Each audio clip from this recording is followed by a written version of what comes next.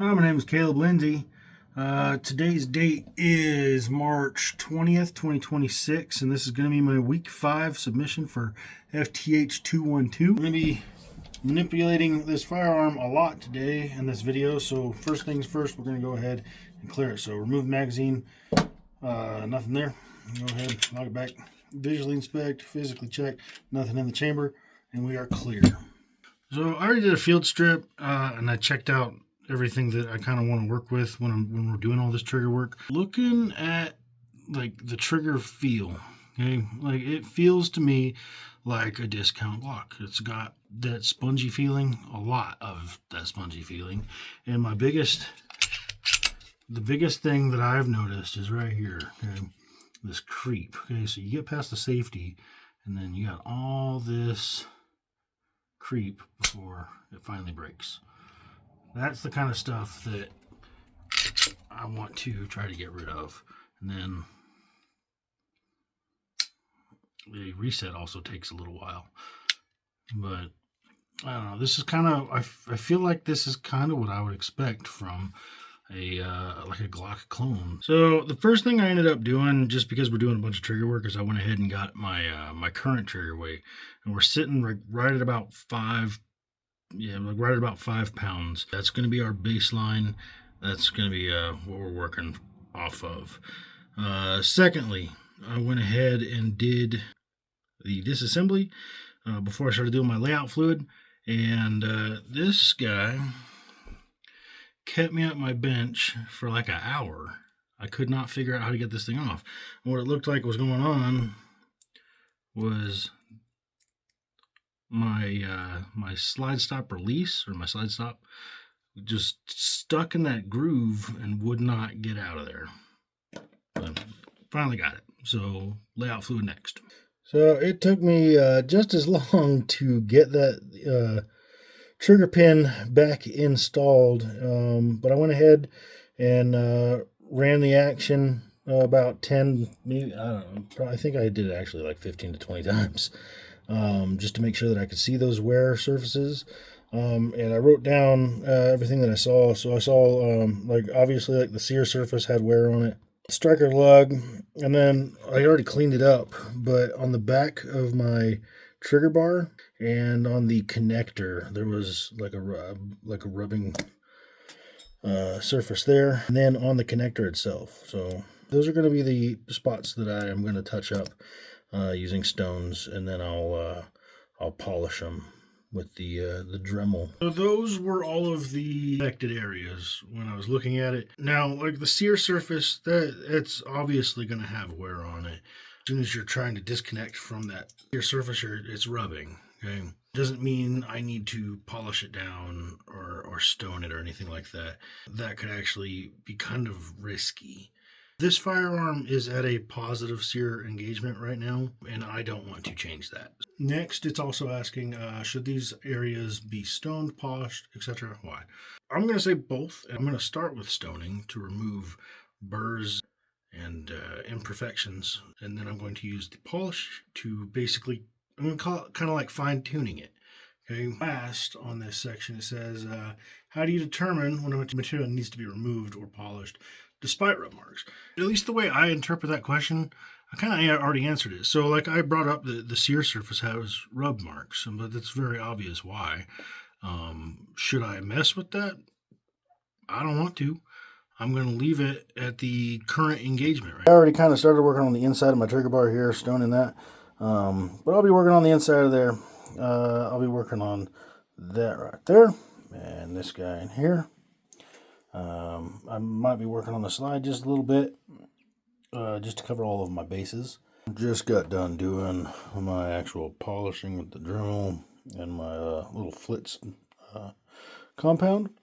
So I know that like a mirror finish is not like necessary. You're just looking for like a deep or a bright polish, you know. But I ended up doing pretty much everywhere I wanted to polish. Ended up getting a pretty much like a mirrored finish on that thing. So, but yeah, so we'll go ahead and reassemble. So I got it back together after polishing. Again, we are still completely clear, nothing in the chamber. I've been messing with the trigger feel. Okay, I pulled the trigger weight, and it's almost exactly the same. Nothing has really changed there, but the feel is actually way smoother. I was actually not expecting. I was not expecting that. I didn't realize that stoning and polishing just those couple of areas that are making contact with each other is going to make that much of a difference. The grittiness is completely gone. Like there's still quite a bit of creep. I don't feel a ton of over travel, but that's what the next part is for. But polishing has made a night and day difference. All right, so this is where we're at now. It took me probably 3 or 4, I think it was 4 times of disassembling and reassembling this thing. I still have that on the back of it. I need to fix that in a second. But I went ahead and replaced the connector there. I didn't really measure how much I had to shave off, but it's right at the break now, which is perfect. No over travel anymore. And then I replaced a bunch of springs. Okay, like the plunger safety plunger spring, skyrature, and my striker spring.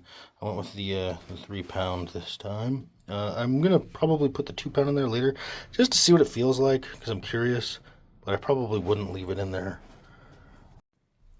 So as for trigger feel, after replacing all of that, like it's crisp now. It's not. I wouldn't say that this is like as good as like any of like the 1911s that I've messed with, doing trigger work for those. It still has a little bit of that sponge feeling. I feel like that's just going to be kind of typical for something that uses like a trigger bar like this. But it feels good. It doesn't feel bad at all. I went ahead and did 5 pulls, and it's sitting right at like basically like 3.1 pounds. I got like between like 2.8 and like 3.3. So it's right there at like the 3-pound mark where that spring said it was supposed to be. Overall, I'm happy with it. So this is actually day 2 of me doing this now. But I am on the last question here and asks, are there any other modifications that you would make to the trigger components to improve trigger feel and weight? And yeah, so one thing that I plan on doing is I want to update my, or not really update, just swap out my trigger shoe and trigger safety.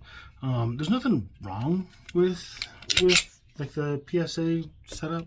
I kind of prefer a different style, and I really prefer flat triggers now. I've been practicing with them a lot more lately, and I've gotten to the point now where I just feel better. It's also asking, would the firearm pass safety inspections after these modifications were made?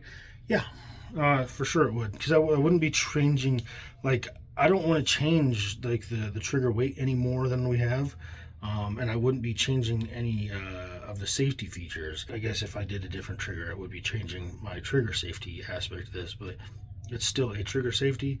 And I'd put it through the same drop test, run my rubber mallet across it a couple times to see if it drops the striker, but I expect it to be just like this one right now.